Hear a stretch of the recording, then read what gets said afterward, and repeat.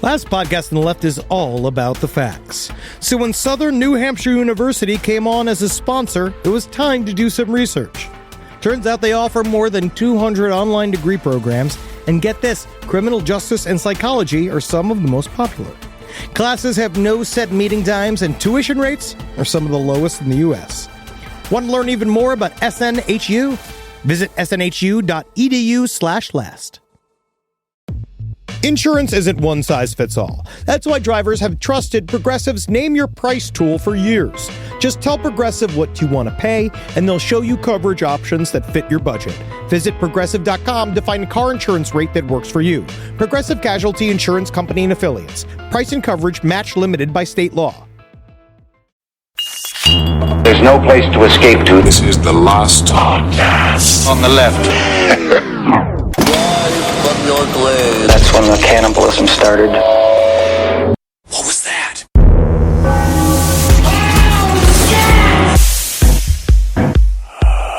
Solid gold. Like solid gold. Okay. Cost $1 million. Marcus, are these things on?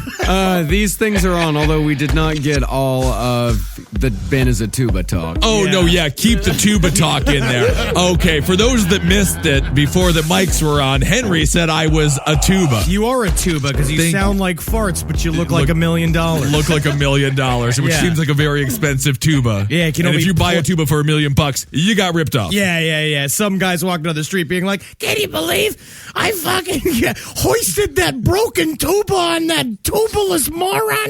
You know, and he's walking by, and then he gets hit by a truck. Of course, it's a bunch naturally. of different scenarios you can play. Can I introduce the show, please? Okay, Marcus Parks is here. I am Ben Kissel, and we have hungover Henry Zabrowski. Hey, you kids go play quiet in the rumpus room so Dad can sleep on the Barca lounger for a little bit, all right?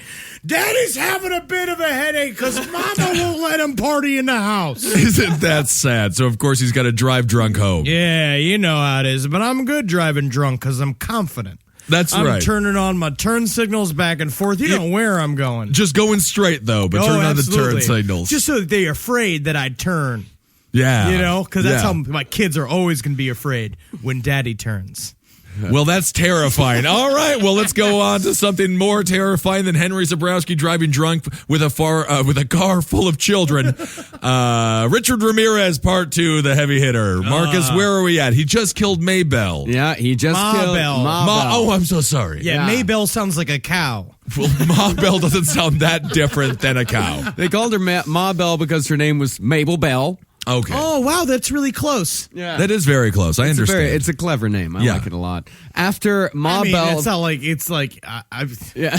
Anyway, so let's just do a quick recap. Yeah. We have a Richard Ramirez made to kill, 5 years old, hurt his head, 2 years old, hurt his head. His cousin Mike shot his wife in front of him. Taught him how to be a super stealth murderer. Super stealth. He started sleeping in cemeteries. Father was abusive. Off to pictures of dead women. Yep. And now we're here. He's popped off a couple. But once you pop, the fun don't stop. The fun does not stop except for the people that you're killing violently. Brutally murdering. Right. Yeah. The next victims were Harold and Jean Wu. Right. No, another Asian couple. I mean, you are making a big deal out of the different races of the victims. I am not making a big deal out of it. I'm simply saying that it is interesting that he doesn't seem to have it's a very diverse... He has no demographic. He's a diverse spree of kills here, right? Absolutely. He's picking whoever. No, you just sounds like my mom. My mom's like, I'm not racist. But every single time she's like, oh, a new Applebee's is opening up. It's run by Orientals.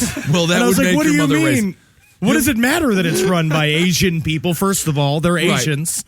Not Orientals. Right. Yeah. I mean, it's fine. It doesn't matter. What I am just saying is your mother is racist. She was married to an NYPD officer for quite a number of years. So what happened to the Woos? The Woos, of course, he broke in, shot the husband in the head as he is wont to do. His MO. Because he's not a big guy. Big guy. We were talking about this last time. He's your size. He's Marcus's size. Yeah. Yeah. And so that's why when you hear his ending, they got to him. But it's like he needed to neutralize any sort of threat immediately. Yeah. Yeah, so he's a small fella. So, of course, he kills the man first, the pop to the head. And this guy, was he also on the couch?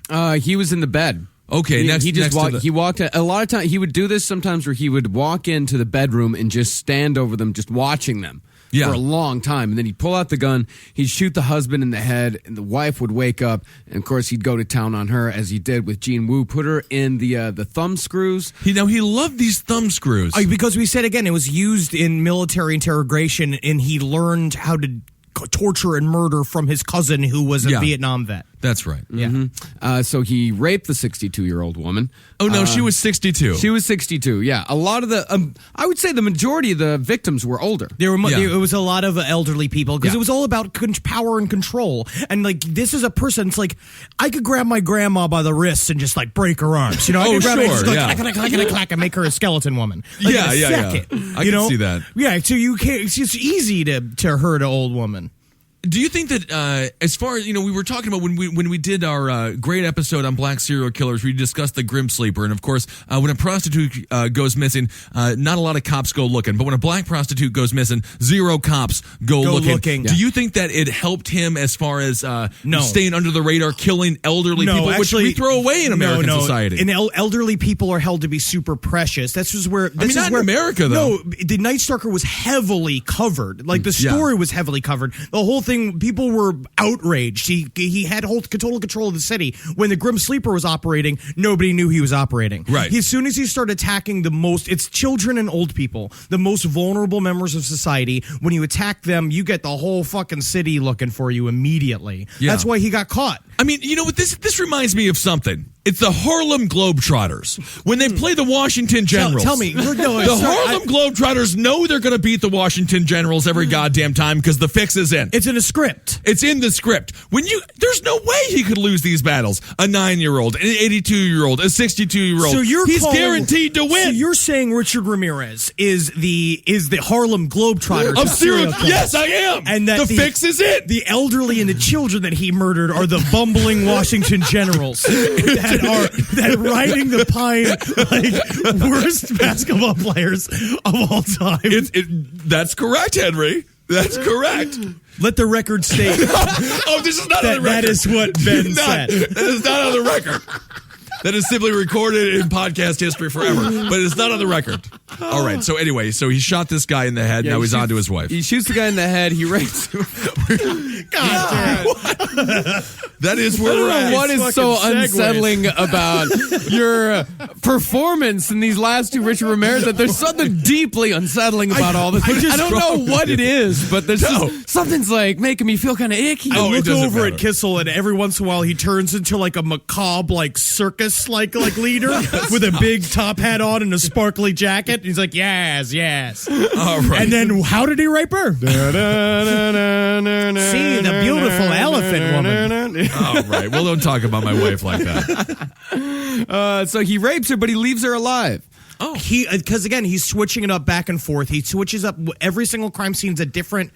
It seems like he plays it out however it is he's feeling because he's such a chaotic killer. Because we talked about the two. There's two types of serial killers, chaotic and organized. He's obviously chaotic. It's about sexual rage. He goes in and he improvs, quote unquote, and then it's whatever the ending comes out to be. But there was no pentagrams in this murder. No pentagrams, no. So why did he keep her alive? Did he attempt to kill her and she just happened to live? No, he just didn't try to kill her.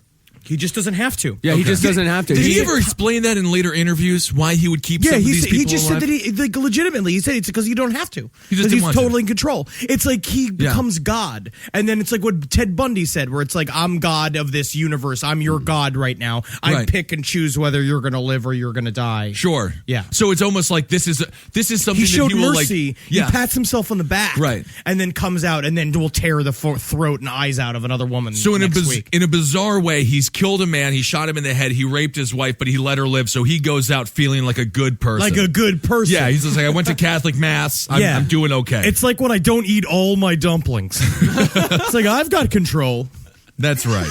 That's right. Yeah, it's like that. It's hard to make comparisons in the episode, you know? It is. Yeah, I mean, we're never going to have the exact parallel situation happen in our lives. But I think the dumpling comparison, that's up there with it. Yeah. Next victim, Ruth Wilson, 41. He breaks into her home, goes and finds her 12-year-old son, uses him as bait to have her show him exactly where all of the jewelry is, all of the So now valuables. he's into thievery. No, which he's seems- always He been always into been. thievery. Oh, so he's always been stealing It's from always these been guys. motivated. There was during on the Richard Ramirez Born to Kill. This great officer was kind of talking about how like burglary. There's two types of burglary too, where it's just like a lot of it's like burglary's mostly like drug motivated. It's like you need money for X, Y, and Z, not just drugs, but you're like you need money, so you break in, you take stuff, you get out. And a lot of times people are in the house. You do what you have to do. If you got to tie them up, you tie them up, and if not, you get shit and you leave. But then there's something to the sexual nature of a burglary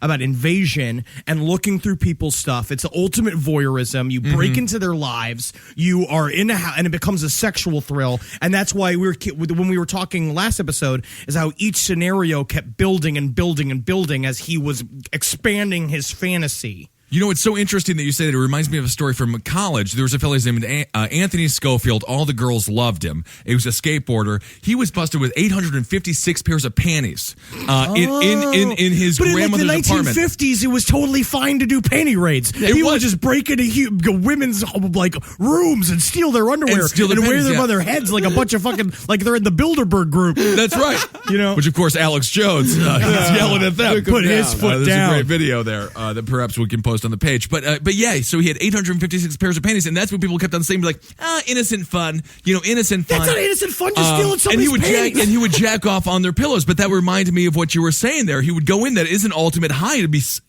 going through somebody's dirty laundry. Anyway, I get a friend from Dave, a phone call from No, a friend believe me, Dave the Chinese Taylor. people that take my laundry are hard for it. Oh yeah, they love it. Love it. Oh, they can't wait to Oh sniff my it. God, they're just like I walk in there and I'm like, it's like, are you wearing my underwear as a hat? And they're like, oh, thank you. You know, and like That's I give them nice. money. Yeah, it's nice. Yeah, I'm sure that happens. But Dave called me, of course, and he's a great fan of the Round Table, and he's made the Round Table images. Graphics. and, Yeah, he's artists. an incredible graphic designer. Anthony Schofield, anyway, he got picked up on Craigslist trying to fuck a 13-year-old. Wow. And of course, he went on Craigslist, was like, man, seeking 13-year-old, hey, let's meet up. And then somebody was like, meet me at this gas station. That person was with the Was FBI. a police officer. Yeah, because no 13-year-old is like, yeah, disgusting old man. I'd You love to don't fuck put you. it on Craigslist open out. It's like that's ludicrous. That's right.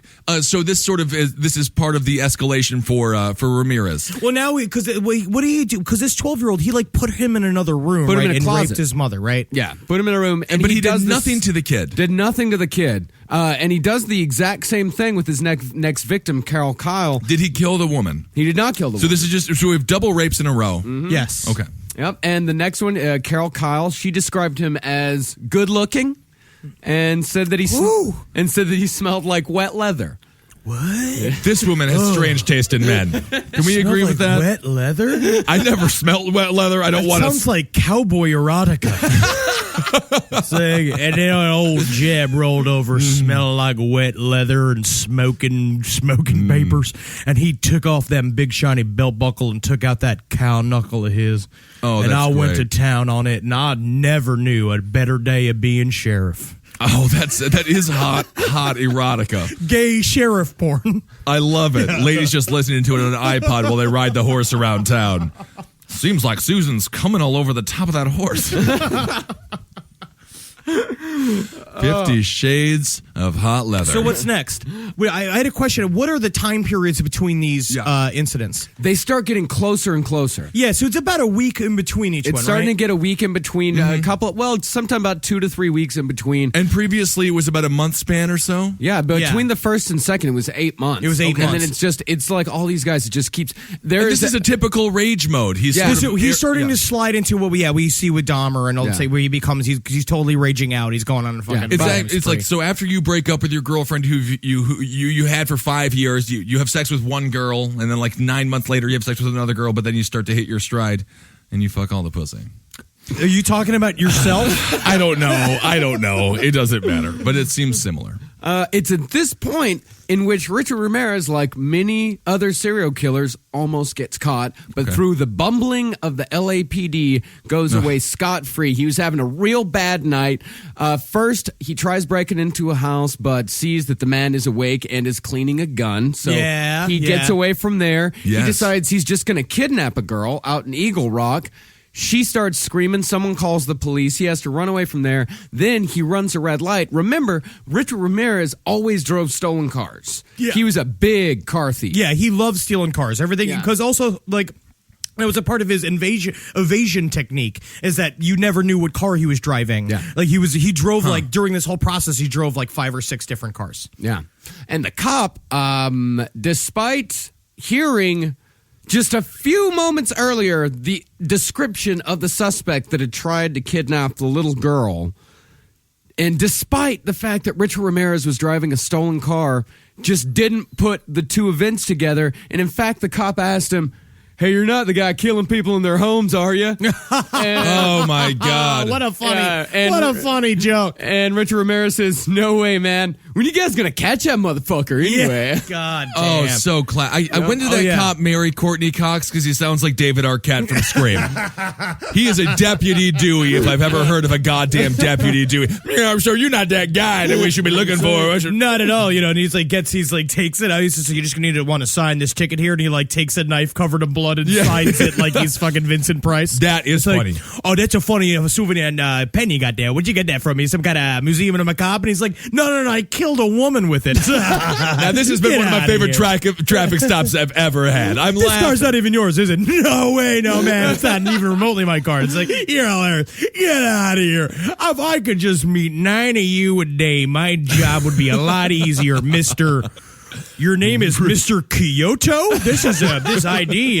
This is an old ID. Is this from 1965? As the cop goes that back, movie Gone in 60 Seconds would have been much better if it was based on Richard Ramirez. I mean, it would have been a lot. It would have gotten a hard R rating. Definitely. That's for Double certain. R Yeah. for Richard Ramirez. This podcast is brought to you by Squarespace. Squarespace is an all-in-one website platform that helps you stand out online. Yes, that's right. You don't have to smash your face with a hammer. You can just start a business. It's got everything you need on Squarespace, from securing your domain to building a professional site and showcasing your work all in one place. Let's say you want to show everybody how you can carve your ribs out of your lower abdomen so that you look more like a Ken doll. That's amazing. You can bring your vision to life with AI-powered design or curated templates, plus flexible editing tools that helps you create something that truly reflects your style, especially if you are somebody that is trying to corrupt the young men of America. That's what Squarespace is really going to help you. Squarespace makes it easy. It makes it easy for you to put all that together, and you just go to Squarespace and do it all. Thanks, Braden. Head to squarespace.com/left for a free trial. And when you're ready to launch, use offer code LEFT to save 10% off your first purchase of a website or domain. Hey there, everybody. Is your cell phone bill too much money? Are you getting that bill and you're like, hey, what is this? I can't believe for what? For 5G? Are you crazy right now? $100? I don't even barely got any bars when I'm just sitting in my living room. Okay? You don't have to deal with that anymore. Are you ready for this? $15 a month. That's right.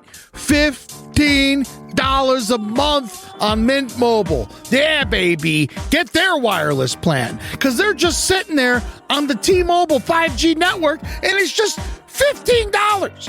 Your whole life, you're just paying all this money every month. You're like, why? Where's it going? It's going to these phone companies that are robbing you. So go to Mint Mobile.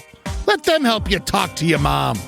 So get your new wireless plan for just $15 a month. Go to mintmobile.com/LPOTL. That's mintmobile.com/LPOTL. Cut your wireless bill to $15 a month at mintmobile.com/LPOTL. That's it. There's no catch. Upfront payment of $45 for 3 months, $90 for 6 months, $180 for 12 months. Plan required, $15 per month equivalent. Taxes and fees extra. Initial plan term only. Greater than 50 gigabytes may slow when the network is busy. Includes up to 20 gigabytes hotspot. Capable device required. Availability, speed, and coverage varies. See mintmobile.com.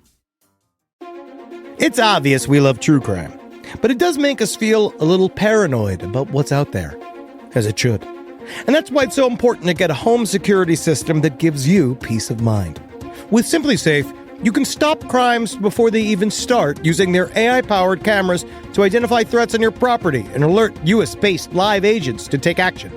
Like arriving in a helicopter in the night, coming down from the helicopter, zipping down and breaking through the windows with their big axes, and going through the house, ripping through the walls, finding the criminals. It's easy to do. Simply Safe has been a game changer for us. And the best part, there's no long-term contract. We've used it since the very early days of Simply Safe here at LPN, and it keeps us safe, doesn't it?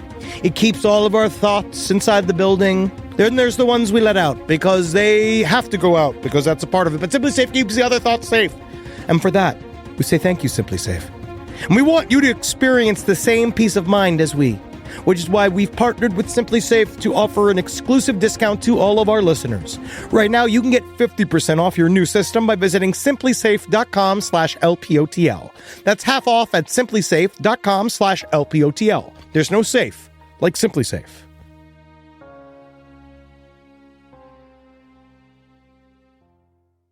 So the cop goes back to his motorcycle to call it in. Richard Ramirez gets out of the car, and the cop doesn't notice this either, that Richard gets out, draws a pentagram on the hood of the car, and scampers off into the night. This is a real story. This is a real story, yeah.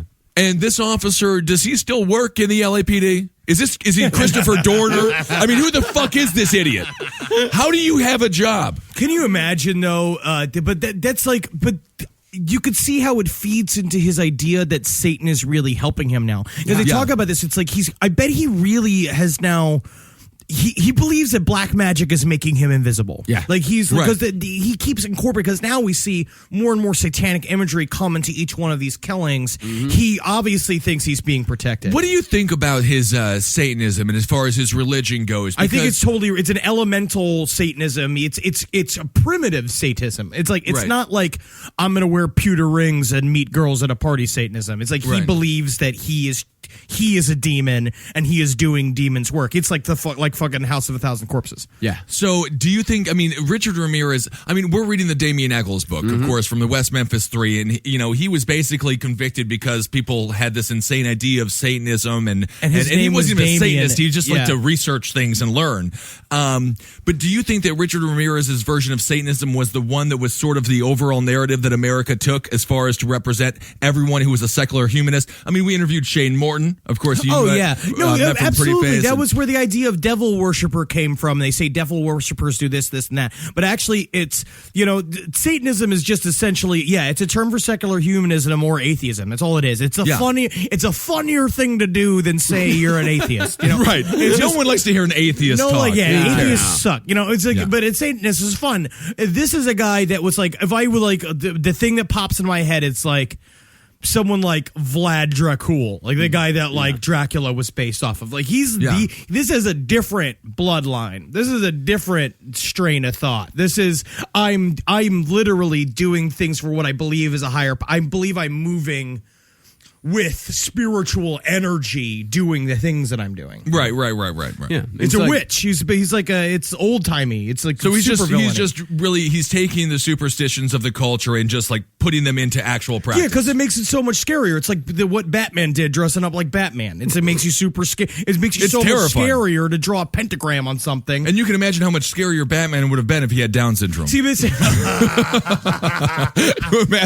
where's that Dark Knight Someone series? Shouldn't have given that retarded man that grappling hook. Very interesting, because you only see the fucking mouth smashing through hotel signs. That would be an interesting comic. That'll have to get made. Anyway, so he drew the pentagram. The cop just drove on and went about his business harassing black kids or something. Yep, and he returns to murder just a couple days later with Patty Higgins. He slits her throat. In another stalker attack, he goes into the house of Mary Cannon. He took the widowed grandmother. She was 75 years old. He beat her unconscious with a lamp and then stabbed her with a 10-inch butter knife. A butter knife? A butter knife. That is by fucking horrible. definition that's not supposed to go through me. No, it's supposed to go through soft things like butter. How hard do you have to stab somebody to go Real hard. Real hard. Exceptionally hard. Very hard. Yeah, Avia sneakers. Really Only want with it. your Avia sneakers can you stab a woman with a butter knife. And speaking of Avia sneakers, one of his next victims, Joyce Nelson, he stomped her to death with his Avia sneakers. And the sneaker print that he left was one of the things that helped them connect that crime to the overall on Night her Stalker face. narrative. The print was on her face. The print was on her face. You see, this is so he is getting more and more brutal. The timing between each one is now days, right? Like it's like days go by. It's like it's no longer weeks. He's having no cool down periods. He's just fucking barreling through. And what is this before? And these are also all in different neighborhoods of LA. Yeah, one was in Arcadia, one was in Sierra Madre. All of his murders in Los Angeles happened within a 40-mile radius. That's a pretty big radius, though, isn't it? Yeah, because that's what they realized. The thing, it's like for a while, I believe one of his names also, they called him the Freeway Killer or something. It's like, because they were talking about how, like, because LA becomes this perfect place to be a fucking mass killer because you got the highway system. It's right there. And you just pop on a highway, you zip, and you're on the other side of the city. And then you go back and forth. You could be in 10 different places at once if there's no traffic.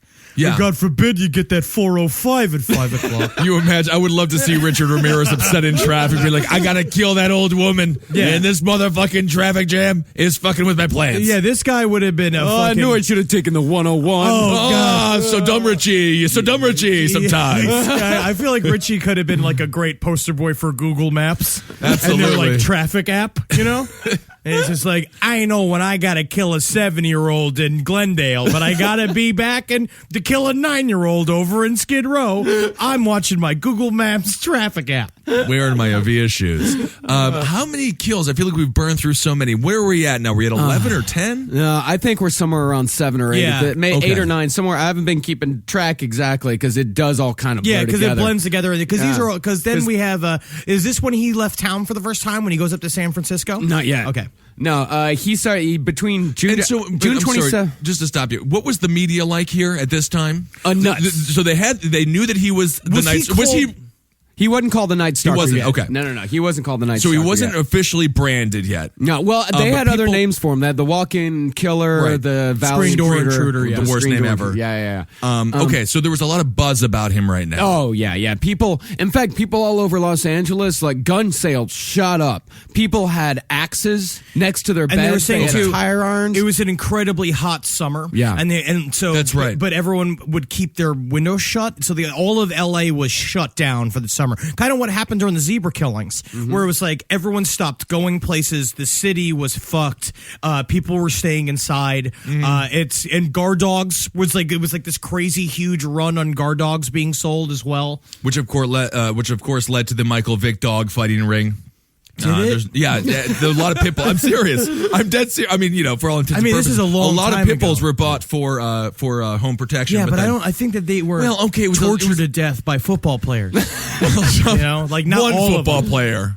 No, a bunch of them. Him Yeah. and his boys all tortured dogs to death. And the comedy rolls on. Okay. So everyone knows what's going on in the neighborhood, and he has a chilling effect. It's very Summer of Sam-esque. People are changing their behaviors. Okay, so continue on. Yeah, June 27th, Patty Higgins.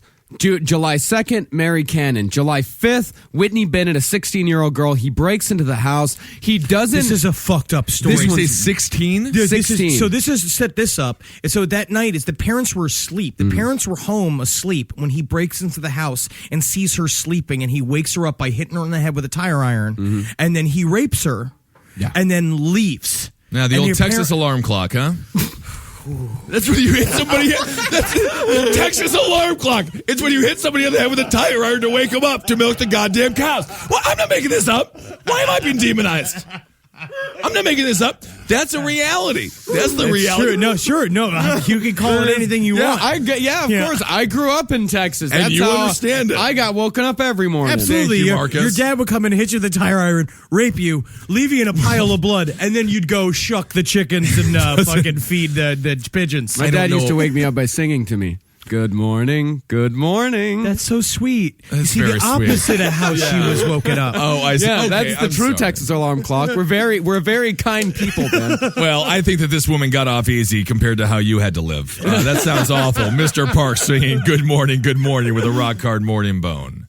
You never know. Yeah, you do know. Okay. You do All know. right. So he hit a chick in the head with a tire iron. She had to get 478 stitches Holy to lock up the lacerations. Yeah, and she didn't remember any of those cheerleading formations anymore either. It's very difficult. No. But so he killed the first two before that you mentioned that you just burned through. He killed them, right? Yeah, he killed Patty Higgins, And how Mary did he- Cannon, Whitney Bennett. He did not kill. So he killed these two gals, and then he went to rape another one, but he did not kill her. No, he didn't kill her. That No, was he just attacked her while her parents were asleep in the other room. And then she was able to give. I mean, so she knew what he looked like. Again, going back to your previous statement on the first episode about it, if he would have just worn a mask, he would have gotten away with it for years. Yeah, he really would have. I mean, And there what was kind of ego does that have? What kind of ego do you have just to have? didn't care. he just didn't care. Just because didn't care. That's what I really believe. He believed he was fueled by satanic magic. I think this is the real. We were talking about this like He I felt think like the he fucked was up like thing- Frodo putting the ring on in Lord of the Rings. Yeah. He felt invisible I like feel- that. We were talking about like how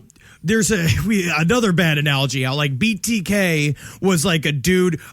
It's like BTK was like a corporate serial killer. Like he did everything right. Yes, he and did. he did the thing to make everybody scared. But he kind of never really had that. He was always kind of fake. He was doing it a little too on purpose. He was trying too hard. He was punny, Richard Ramirez is like Zeppelin. Like he's like the real deal. Like you show up and you see it's like He's the difference between Bill Hicks and Dennis Leary. Yes. Dennis Leary. Yeah. You know, too cool for cancer, whatever that fucking bullshit special was just a ripoff of Bill Hicks' legitimate Richard death from Ramirez cancer. was fucking evil incarnate. Like he was an unstoppable force for a while, and he is a fucking monster. And he got to die of natural causes in jail. 54 years old. Yeah. All They right. did. So- Lymphoma. Fucking and it takes him all. I was actually just at the bar here at the Creek in the Cave discussing how he needs to be the spokesperson for cancer research. Yeah, We gotta stamp out lymphoma. Just have a picture of Ramirez, and you just see the profits plummet. No one cares anymore because apparently cancer kills some people that need to die. Yeah. which is He was something never not a going to lot. die. He was always going to die. in prison. Yeah, absolutely. We'll get to his appeals process Yes. later. But his next break-in is one of his most brutal. This one is Okay. fucking awful. It's this Vietnamese couple, Chainarong Covenant and Somkin Covenant.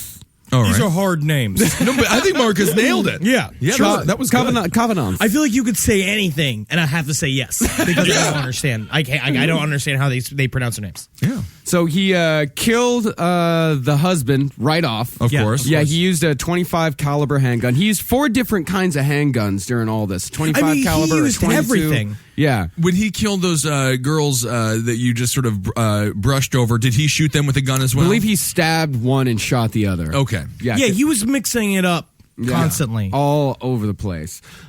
So he shoots the husband, he takes the wife, he rapes her, he finds the couple's 8-year-old son and rapes him with he a rapes bottle of baby oil. Yeah. Whoa, what he's- happened now? This is also Here we this go. is the killing where he. This is what I'm saying. whoa, what happened? No, but I mean, he's never done anything with a child, especially of a Yes, he boy. has. I mean, Technically the did. girl, No, the 9-year-old girl. oh, Yes, yeah, but I mean, yeah. this is a 8-year-old boy. I mean, It's not about. It's about how evil you can be. Yeah. Because this is the one where he made her scream "Hail Satan." Well, the one before this, actually, Sophie Dickman, that was the first one, at least that we know of, that he Yeah. started saying, swear to Satan, swear to Yeah, Satan. like Okay. tying him up and being like, "Say Hail Satan or I'll kill you." Hail Satan. I mean, You're either a way, I'm gonna whore for kill you. Satan. Yeah. Yeah. Yeah, and while he raped the kid with the baby oil. I'm sure he's fine now. Oh, he loves Yeah, it. I mean, yeah, hates I'm baby sure he- oil. Hates baby oil. Yeah, But- and so this is what the wife said that Richard Ramirez said. Can't even walk through the bathroom aisle of the CVS. Any sort of oil related things. You know, that's just a Can't tragedy. get a massage. Yeah. God. Anyway, Here's the dialogue from this is from the witness statement from the wife. And where's the money? No money, I swear to God. No, swear to Satan. And then he raped her again and left. Yeah. She said, this is her statement about Richard Ramirez. This is fucking chilling. She said, He is dangerous beyond words. So brutal, so mean, so cruel. His eyes were like an animal's, not human. Did she mention his hair?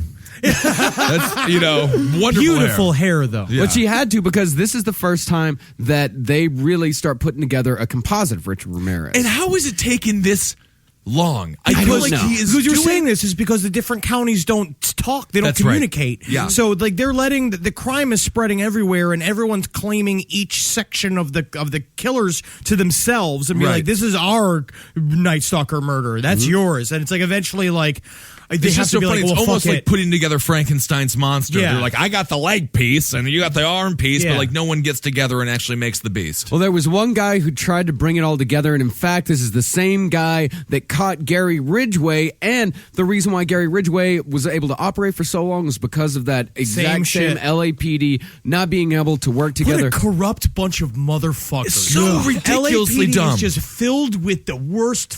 Like when Dorner popped off, I read his manifesto and I was like, I kind of get why you're fucking mad, dude. Like, I understand. For those that don't know, Christopher Dorno, it was, what was that, about a year and a half ago? Yeah, we Maybe covered it less. in the last podcast. Yeah. And Google that story, Christopher Dorner, very interesting. So the LAPD is just messing up and completely validating Ramirez's belief that he's above the law and can get away with anything. That is until Frank Salerno comes This along. g's a fucking hero. Okay. This Yeah. is like this guy is like the real Super deal. cop. Super cop. He tirelessly works. There's a story we'll get to when we like one of these later murders that just shows it's like these crimes were always on his mind. He did everything in his power, and when you watch interviews with him, he took it so fucking personally. Like even just him talking about being with his daughter would like look at him and be like, Daddy, when you gonna catch the bad man? And it's like, and as he was like talking about that, like tears are streaming down his face Yeah. because he's just the real deal. Is it on par with the detective from the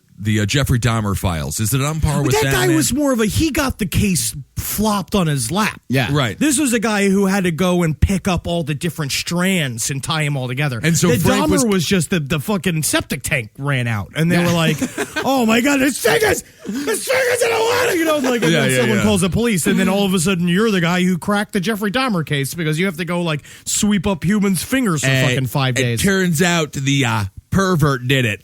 They said he seemed pretty nice when we got him in the office there, but he had some fingernails stuck in his mustache here. Yeah, wouldn't you believe it? And if you're a cop or if you're a detective out there, just a little quick piece of advice. It's always the white guy in the all-black apartment building. It just always is. There's no doubt about it. That white guy is hiding from something. Yeah. Yes, Frank Salerno, we'll get more into his involvement as we go on. Yes. But he is an absolute super cop. He's the guy that first starts putting together the footprints. He starts putting together the pentagram stuff. He goes to certain cult halls in Los Angeles and does, in fact, find the same footprint in one of the cult halls is what they call Is it like them. a Skid Row type Yeah, thing? kind of. One of them was in East L.A. But he started putting it together and like being like they had a vague description of him, and then he'd start going down to Skid Row and asking people because Richard Ramirez was such a drug addict. Yeah. All the addicts knew him, and they're all like, "Oh, you mean the really scary dude with the piercing black eyes who barely says anything, and he's wickedly addicted to cocaine? Oh, That's you the mean one. Richie?" Richie, yeah. The next murder is So this detective Frank, so he got a name at this point. what? Not yet, Richard not yet, Ramirez? yeah. Not yet. Okay. Not yet.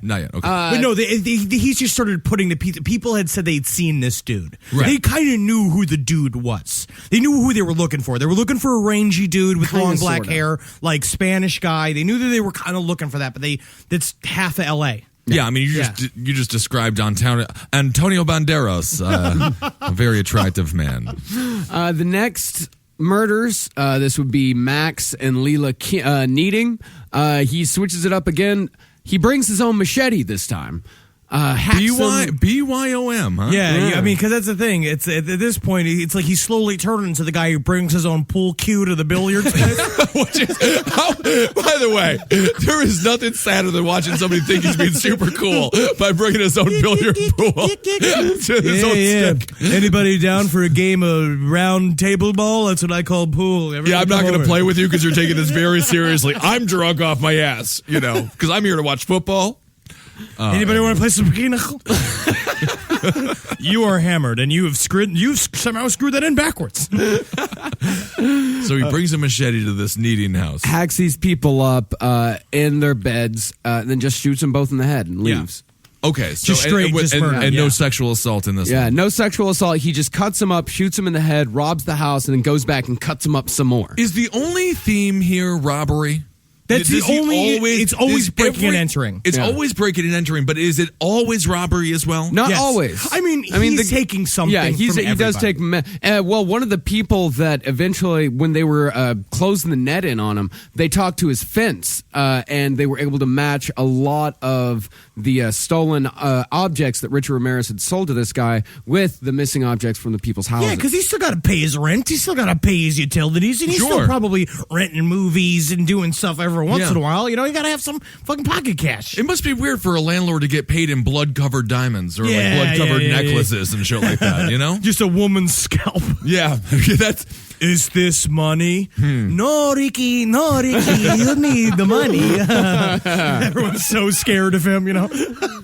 Next up, these are the only people that were able to fight back and succeed. Chris and Virginia Peterson, 36 and 27. Really these the are only Young time- because they're young. Yeah, because they're young. Yeah. He shoots both of them. He shoots the woman in the face. He shoots the guy in the temple. They were still able to fight him off, and he got the fuck out of there. As were soon as talking they about- started fighting And did they back, live? They both lived, yeah. We were talking and they about, were able to give like a very good description of him. So the description is getting more, and the composite sketch is getting more and more detailed. I just feel like, why isn't this, like, cut and dry overnight you catch this dude? Because they didn't know who he was. Los Angeles. Everyone is giving the same description. Beautiful hair, Ben, Hispanic man with terrible breath. Los Angeles is massive. It is Yeah. a massive, spread out city. There's so many people. It's like, honestly, it's like New York. As soon as, like, my dad, they talk about it in the show 48 Hours, where it's Yeah. just like, especially in a place like New York, like, in the suburbs, in the country, like, someone will be like, yeah, I saw him over there. Like, someone will, like, they know when, like, if there's sparse people, you can, like, go someplace. You're noticeable when you're traveling. In New York City, you just get on the subway. Unless You you're literally get 6'7" onto the with red subway hair, and yeah. Yeah. Like myself, yeah. Yeah, which is why you'd have to dress up like a fucking leprechaun in order to be the Leprechaun Massacre Man. Oh, that would be Yeah. amazing. The Leprechaun Massacre Man. Yeah, so he just blended in with society in LA. Okay. Yeah. The next one up, Elias Abawath. He, of course, made her swear to Satan throughout the entire rape. Swear to Satan, swear to Satan. This is the first time after this one he is finally dubbed the Night Stalker. Yeah, and it's like, and I feel like that's what he, you know, it's that fucked up thing of like when Peyton finally got the ring. Peyton like he's Manning. finally got like Yeah. that fucking, like, you know, you got the validation that he wanted. Validates his legacy. So now he has everything he's ever wanted. He's gone on which every is you crime guys are spree he's probably wanted why to do. he knows it's just a matter of time before he's caught. All these guys know it's just a matter of time before they're caught. Yeah. So I you mean, just it seems play it to out. me like he is living in a complete fantasy world where he assumes that he will never be caught. I mean, he hopes probably because he's having too much fun. He's having a great time. You know, I mean, he does seem to be legitimately having a good time. Dahmer did not have a good No, time. Dahmer was tortured. Gary Ridgway, going back to the Green River Killer, who has, I would suggest him for the next big hitter. Yeah. He's amazing. I don't think that he had a wonderful time. I don't think BTK had a great time. No, BTK actually did have a good time. Yeah. But He was being just, punny, but he was also just lived too a much of a normal, mundane- dickhead to have a good time. Yeah, that's Like true. he couldn't enjoy himself even when he was doing what he loved. That's sad. Isn't that? You know, if you can't enjoy doing what you love, even if doing what you How will love you ever means be breaking into happy, the Otero you know? house and killing a family, then Coming all over the daughter. If you can't enjoy yourself, it ain't living right. your life like you want to live it. I mean, I don't know. You know, I feel bad for those people. I'll tell you, you know, I feel bad for them. I used to think this was a horror comedy podcast, but now I know it's an inspirational podcast, and that's what's so important. If you Do can't, you, man? do you. YOLO. Yeah, well, yeah, you only or Yoko, you only kill once, something like that, or 13, 14, 16, 17 times. It's at this point when he's given the name Night Stalker. He's happy. Salerno calls a press conference and really says, like, all right, there's this guy. He's killed 10 people. No, he's killed 12 people at this point, 11 or 12. We can link all these murders to him. Lock your fucking doors. Buy a weapon. That's when Yeah. Frank Slater finally came out and he like put it basically because that's what you have to finally do at this point. they know that there's a killer problem and there's a thing coming on, but I know there was definitely talk of that maybe it was a group of people, because what Frank Salerno was saying, the big thing is that everyone was fighting him, being like, there's no way this is one dude. Yeah. Everyone, all the police officers They were would convinced. laugh at him. Yeah, I mean, it makes a lot of sense. He's doing everything a little bit different he's each crazy, time. and he's also flagrant and crazy and brazen. He's nuts, and so it's so finally he was like, no, it's one guy. We're gonna find the one dude, and he put all the evidence together, and then that press conference is terrifying. Was this before or after Manson? Was Manson before? This is way after Manson, right? So we're talking late 70s, 80s here, This right? was 25 years. This is 1985. 85. Okay, so maybe that played into the notion that it must have been multiple people, a cult like situation. The satanic imagery, all the pentagrams, does point to some sort of cult involvement. They think. Yeah. I mean, this guy was trying anything. But at this point, they put out a whole shitload. Every single wall in Los Angeles was covered with this description, this sketch of and Richard how accurate Ramirez. was the sketch? Because I'll tell you, sometimes you see. Remember, there was a situation here in New York City where there was a man going around killing people in the delis, and remember they dubbed him the duffel bag killer. Yeah, and John Doe duffel bag. John Doe duffel bag, and the sketch they had of him looked like Jay-Z. And the man was an Italian with a mustache and a huge nose with a receding hairline. Well, no one wants to believe that Mario is going to be committing these horrible crimes. Exactly. I mean, was the sketch mildly accurate at least? If we're going to post this up on the page, apparently Lou Reed killed. He looks exactly like Lou Reed. Somebody was just listening to a Lou Reed album. But actually, that kind of work, because it's the eyes. It's the penetrating eyes, his fucking wavy, beautiful hair. It's not as bad as the Joe Duffelbag character. It's not as bad, but that's the and he's much older in the picture than Richard Ramirez actually was. Richard Ramirez 25 when all this was going on. Oh man, what have I done with my life, huh?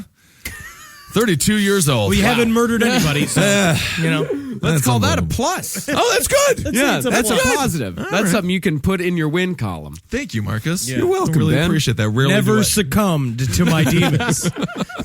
All right, so Night Stalker is bored. Night Stalker is out there. Night Stalker is out there, and since L.A. is in such a panic, he has to leave town. Because he's not going to stop killing, but he is smart enough to know that he can't do it in Los Angeles anymore. Sure. He drives up to San Francisco. Got a Frisco Bay, baby. You got to go there, and the girls, it's a beautiful town. Go down to Haight-Ashbury, man. Drop some acid. Learn about yourself.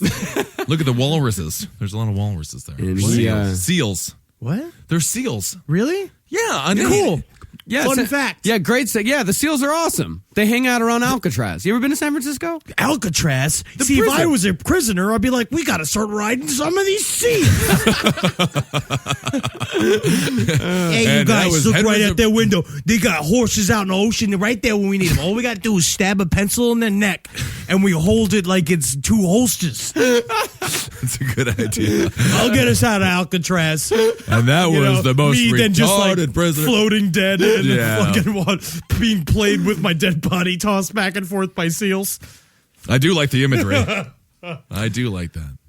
Call me a squirrel, because I'm covered in acorns. That's right.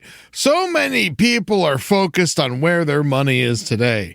And Acorns is the financial wellness app that cares about where your money is going tomorrow.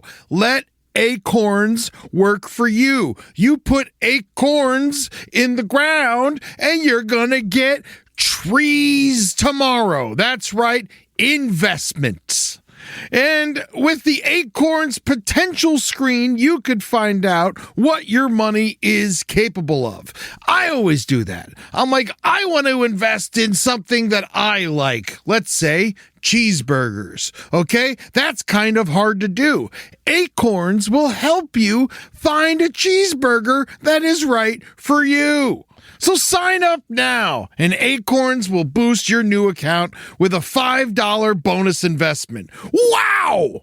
Join the over 14 million all-time customers who have already saved and invested over $27 billion with Acorns. Head to acorns.com/left or download the Acorns app to get started. Paid non-client endorsement. Compensation provides incentive to positively promote Acorns. Tier 2 compensation provided. Potential subject to various factors such as customer customers' accounts, age, and investment settings. Does not include Acorn's fees. Results do not predict or represent the performance of any Acorn's portfolio. Investment results will vary. Investing involves risk. Acorns Advisors, LLC, an SEC registered investment advisor. View important disclosures at acorns.com/left. This is a paid ad by BetterHelp. You know, stigma shows up in a lot of different places. I know I had to explain to my handyman about the devil imagery in my home. I had to explain that in our home, El Diablo es bueno. And he reluctantly agreed. I think largely just because he was in my home and he was scared. But over time, he began to see, the devil can be my amigo. See, even in 2026, stigma can get in the way of a lot of things, right? My handyman almost didn't put up my floating media cabinet, right? You got to get support for your mental health.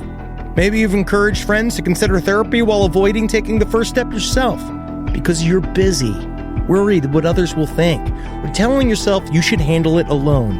No, you need a team. Get therapy with BetterHelp, the world's largest online therapy platform. Give me a space to slow down and talk through what's building before it feels unmanageable. So let's take a short questionnaire to identify your needs and preferences, and BetterHelp will handle the initial therapist matching work for you. Their industry-leading match rate means BetterHelp typically gets it right the first time. Feel confident knowing BetterHelp therapists work according to a strict code of ethics and are fully qualified. So don't let hesitation hold you back. Find support with BetterHelp. Sign up and get 10% off at betterhelp.com/lastpod. That's betterhelp.com/lastpod. All right, I know what you're thinking. I like to go banking, but I don't want to give to these big old banks all the time that cater to the 1%. Well, go ahead and get yourself hooked up with Chime. It's banking built for you, not just those rich jerks. And they got thousands of fee-free ATMs because why pay to get your own money? Chime is working for you, man. You get your Chime card, you're going to get travel perks, you're going to get into airport lounges, you're going to get those chicken thighs. You know, every time I go to an airport lounge, I get chicken thighs. And you know what I say whenever I see a plate of chicken thighs? Give me more. Chime's going to get you those chicken thighs in these lounges, all right? Sure, they could serve other types of meat, but why would you when chicken thighs are so delicious? Chime is not just smarter banking, it's the most rewarding way to bank.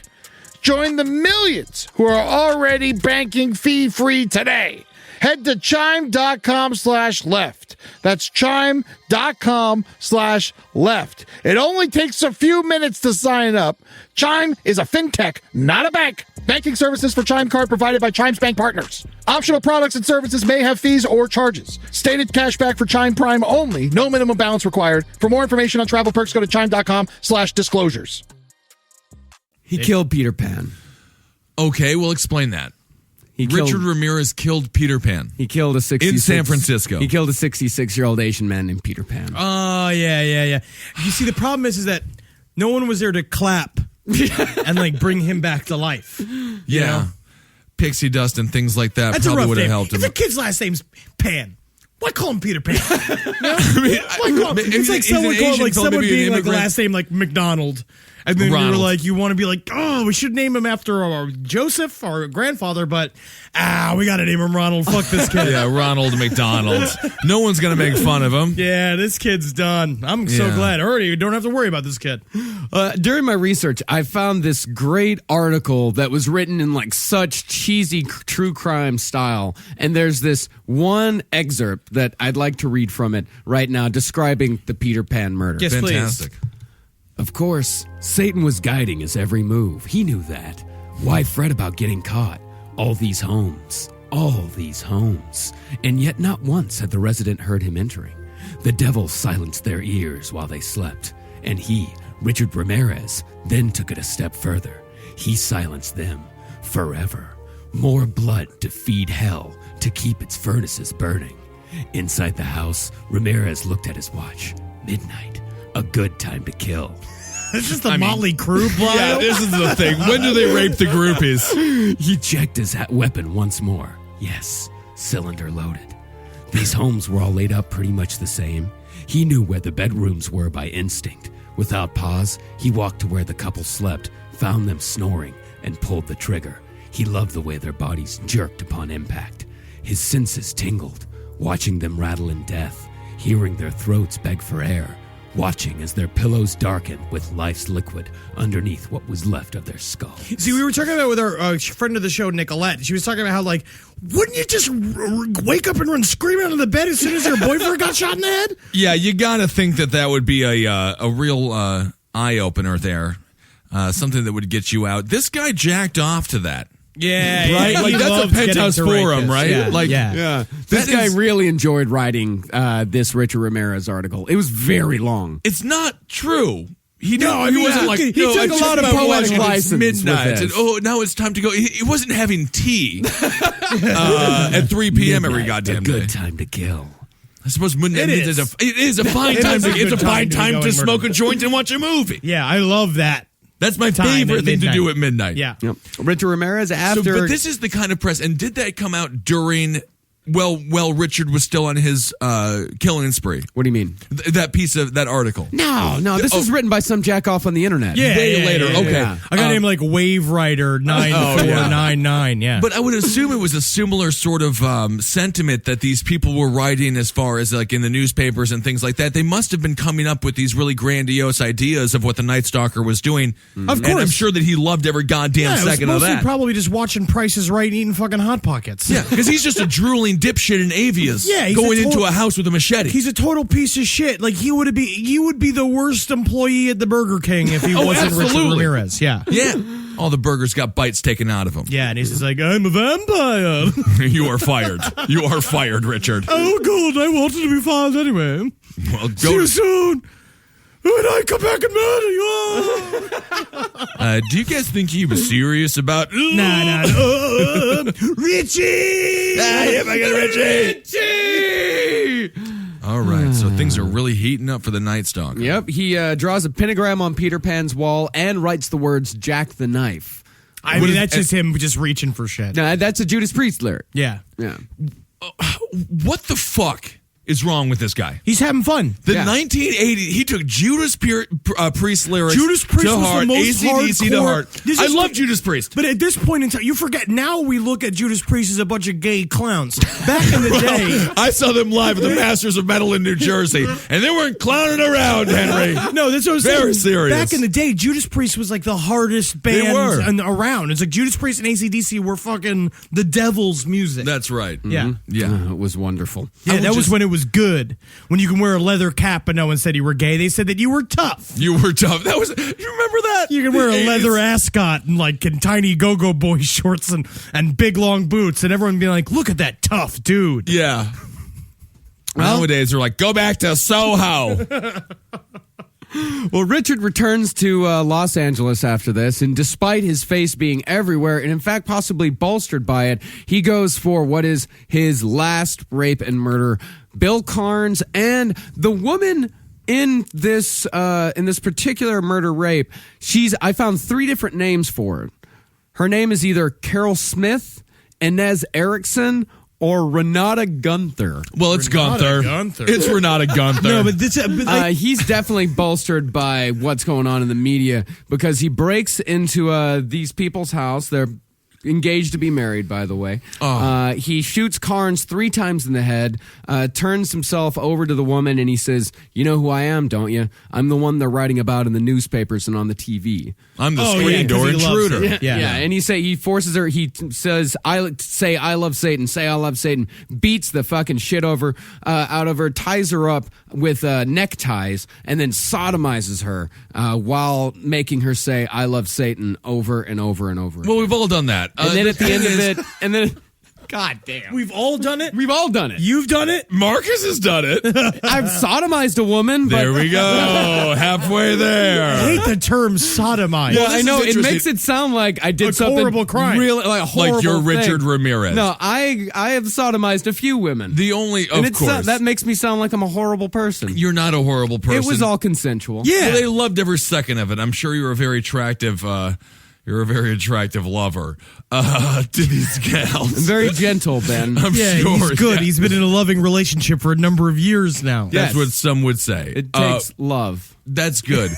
But it is funny. Marcus and I were talking. If you look at the rap sheet, it's rape, and then it's like sodomy, oral copulation, and murder. And sodomy and oral copulation should not be illegal. No, those are not crimes. It's Those the are rape and the activities. murder. Yeah, exactly.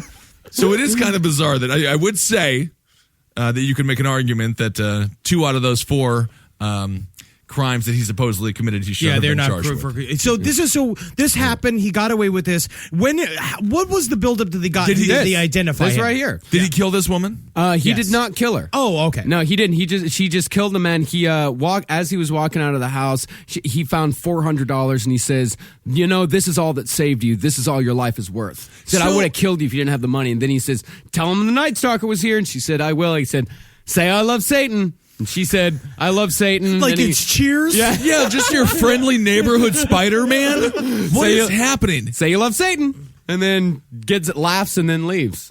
So Well, see you around. It's been fun. it's interesting that he didn't kill this woman. Again, going back, almost harking back to Zodiac, where he went on that huge dry spell for so long because the media was there just like talking about who he was. No, he loved it. He was building. He loved it. I know. But the Zodiac, I don't think he had to go and kill so much because he was getting the satisfaction from the media. He was getting all the fame, right? Yeah. So do you think that Ramirez at this time was almost content with his position in serial killer lore? Maybe. I mean, he did take a vacation right after this. Yeah. Yeah. Which is really it's interesting, and of course his story lived on. Yeah. Well, what happened as far as him getting recognized is that the neighbors heard the screams. In particular, one 13-year-old boy named James Romero III. Oh. He noticed an orange station wagon pulling away, an orange Toyota station wagon, which Richard Ramirez had That was stolen. his current vehicle. Yeah, it was his current vehicle. And the kid had the wherewithal to write down the license plate number. And, of course, the woman survived. And I take it back. The man survived, too. He got shot 3 times in the face. You got to remember, Richard Ramirez is using real pussy guns here. Yeah, a 22? I thought a 22 was a good... No, it's not. No. 22 is a real piece of shit gun. Small bullet. Oh, I see. Yeah. It doesn't have much stopping power. He's shot multiple people in the face, and they have survived. And they survived. Yeah. But then again, it's just not about that, really. Yeah. It's about the other thing. It's about the conquering and then leaving. That's right. And a good chef doesn't blame his knife, or a bad chef. It's like you can't blame your I mean, knife. he'd be bad if you got a bad knife. Well, but he can still be a good chef. That's chefs and serial killers. It's different. Well, I mean, we're talking about butchering. Yeah. But yeah. Well, I mean, no, a good carpenter doesn't blame his Tools. Tools, yeah. And after this murder is when Richard Ramirez goes out of town. He goes to visit his brother out in Arizona. But while he's gone, the net just fucking comes down on him completely. Yeah, because then they get because then they pulled a print. Yeah, they found the car. He had immediately abandoned the car, and they pulled a print from the car, and they were able to match that to the testimony from a middle-aged woman named Donna Myers. She owned a rundown little hotel down in... where he had been staying in Skid Row. Yeah. You make it sound like Skid a Row. prostitute den the way you said hotel there. It was a prostitute tent. Oh, it was? Yeah, absolutely. Oh, okay. Yeah, and he constantly talked to her about Satanism and the black arts and all kinds of shit. And in fact, one time she was watching the TV and there was a report about the Night Stalker out, and he walked up behind her and said, "Now, wouldn't you be surprised if I turned out to be the stalker?" Oh, he's just having fun now. And she was like, absolutely not. Yeah, no, actually, you're like my top 2 people. I think it is. Yep. I was wishing it was my husband so I could fucking turn him in, get rid of him. But so they start, she calls them about that, says his name was Richard. The fingerprints starting to come in. And then once they get, because of course he's been arrested multiple times. As soon as the fingerprint comes back, boom, it's Richard Ramirez, drifter out of Texas. His fucking face is absolutely everywhere, and he has no idea because he's still out in Arizona. It's so funny. Before Facebook. He literally went to go hang out, and then he came back from vacation and be like, all right, back to work, cleared my head. Yeah. And then, are we ready to get into the final story? Oh, yeah. It's so fucking awesome. He walked into, so apparently he got back in LA, he's back from vacation. You know how it is when you're back to the grind. It's kind of upsetting. It's stressful. It's kind of sad. He goes in, and he was probably like, I enjoyed vacation, but I'm almost tired from vacation. I need a vacation from vacation. Yeah, of and course. so he went to a store and he was like, apparently he's like walking on the street, he's like, people were staring at me as I was walking down the street, and people Unreal. were staring at me, and he was like, why are people looking at me? And then he walked into the store, he gets something, and he looks at the newspaper, and the newspaper has got a full color photo of him right on the fucking cover, and then he looks, and then people start going, El Matador, El Matador, El Matador, which means the killer. Okay. And he sees it, and he fucking takes off. And what's really interesting is that the woman that when we brought up in the first episode was talking about how, like, when Ricky used to poke her in the back in the pencil. That's right. She was like talking about how they used to play kick the can together, and like Richie was always the fastest runner in the neighborhood. And so there's this weird parallel to when he was this kid, where he was this bright, sprightly, like sports playing kid. He takes off through the neighborhood, and then the police lines start blowing up. There's a dude running through my backyard. There's a dude, like, he's hopping fences. He's running through the neighborhood. People are chasing him down the street. And basically, he gets beaten by a mob. A mob chases him through Los Angeles, and they beat the shit out of him. One had a flagpole. Someone took a flagpole from off an American flag and beat him. He was covered in blood, and basically two dudes fucking stood on him. And they were like, and called the cops, and they fucking came and got him. It was like Frankenstein. It really is. Yeah, it was a pitchfork type situation. They had to, though. But this is what we were saying, where it's like L.A. worked together and got him. The neighborhoods got him. What a bizarre feeling. It was like the end of Machete. Yes. Great movie starring Danny Trejo.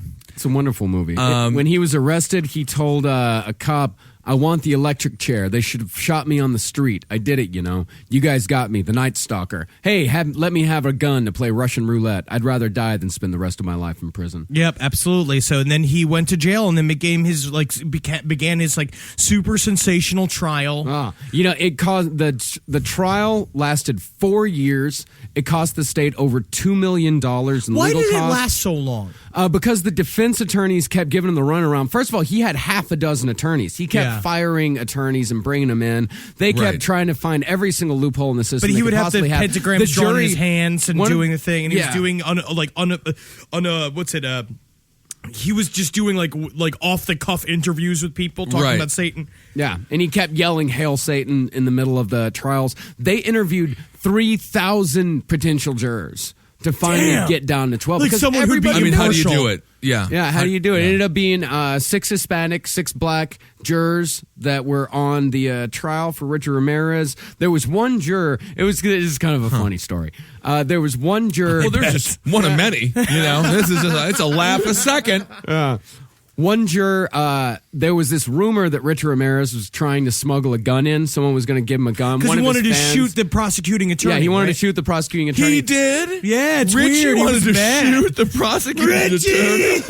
I can't believe it. There was this big rumor, and one day, one of the jurors didn't show up. They went over to her house, and she was shot dead. Yeah, she was shot dead. So everyone was like, "Oh my god, he's like broke out of jail. He's gonna do it." But then it turns out she was shot dead for a domestic dispute. Yeah, her husband shot her. Yeah. Okay, but let me just say that Marcus did preface this with this is a funny story. Yes, you did. But then it did end up with another woman dead. I didn't say. I didn't mean ha funny. I meant funny old world. Weird. Isn't it? Don't you think it's like this song ironic? Are we going to be allowed to be around our grandkids?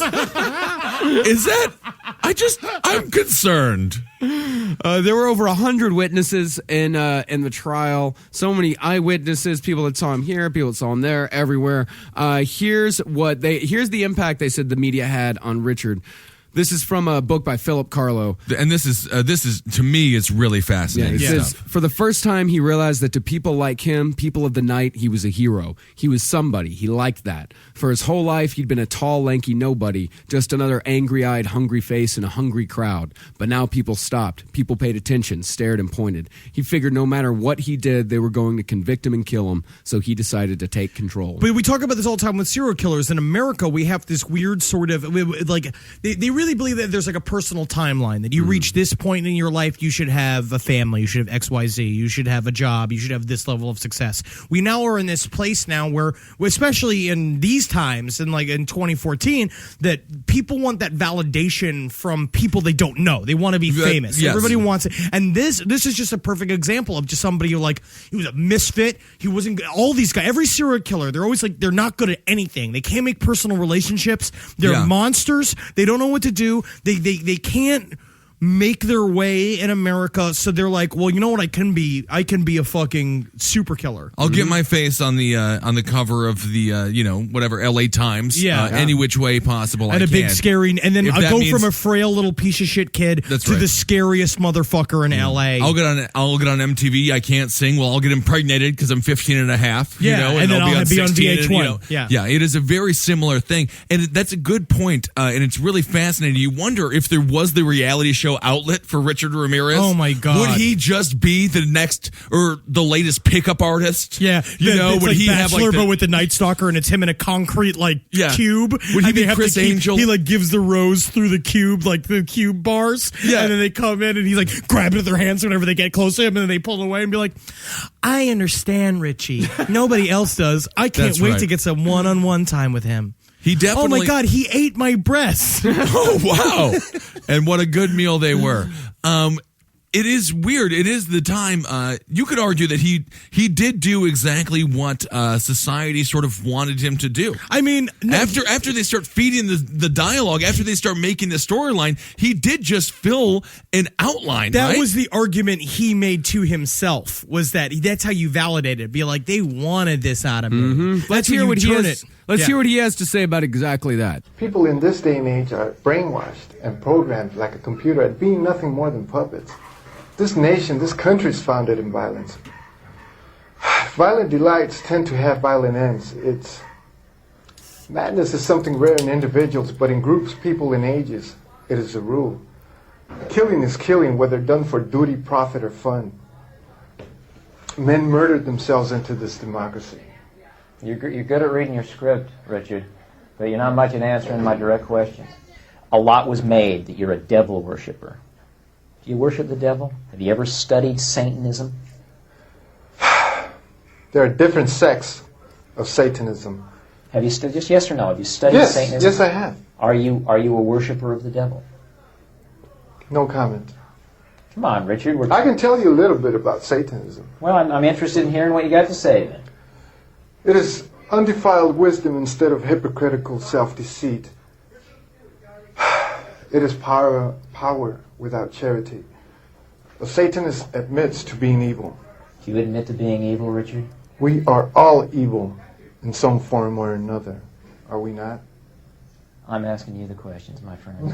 And he's kind of hot. You know, as we were talking about, he's kind of dreamy. Yeah. Yes, I am evil. Not 100%, but I am evil. Evil has always existed.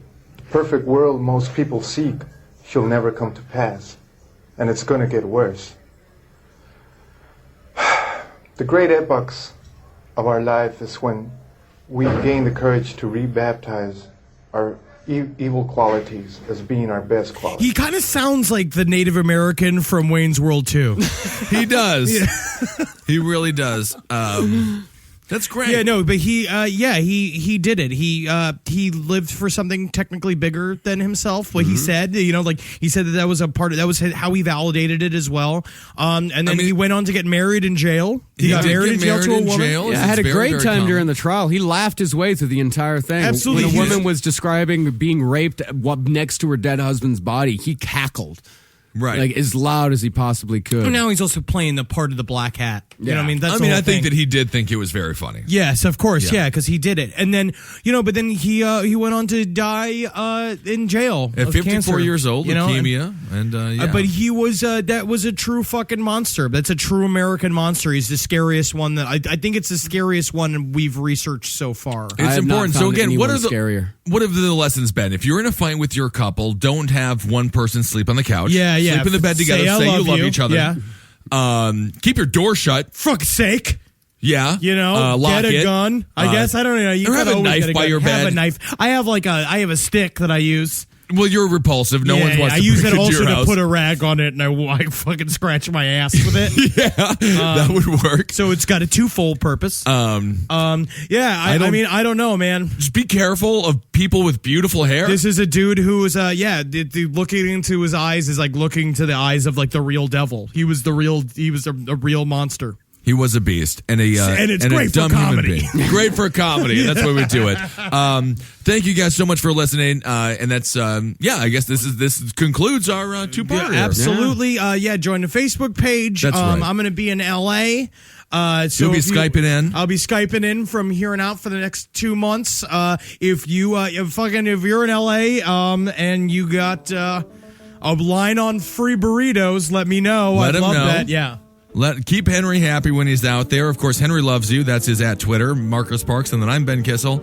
And I guess Hail that's Satan it. to We got everyone. Roundtable and Top Yeah. Hat. Listen to those shows too, and of course, watch Your Pretty Faces Going to Hell. We'll to eventually come out with new episodes. That'll Which be will great. be very, very exciting. Absolutely. There was a fellow. It was funny. There was a fellow who posted that an advertisement on the Facebook page, and then somebody wrote, "Is it worth watching?" For those that don't know, Henry is the star of Your Pretty Faces Going to Hell, and I assure you, it is worth watching. And if you don't like Henry, you'll love it because he gets urinated on in the first he gets episode. butchered. It's great. Which is really very perfect. So hail yourselves, everybody. Hail me! Alguien. All right. We'll talk to you soon. If only they could have crept a little louder. What's that? A louder poop would have helped? No, like crap. Yeah, crack. Oh, clapped. I see. I thought you said crapped. He did. He did, technically. Oh, I That's see. the I'm an accent. idiot. Yeah. I'm wrong. I'm sorry. You misunderstood the character. I'm sorry.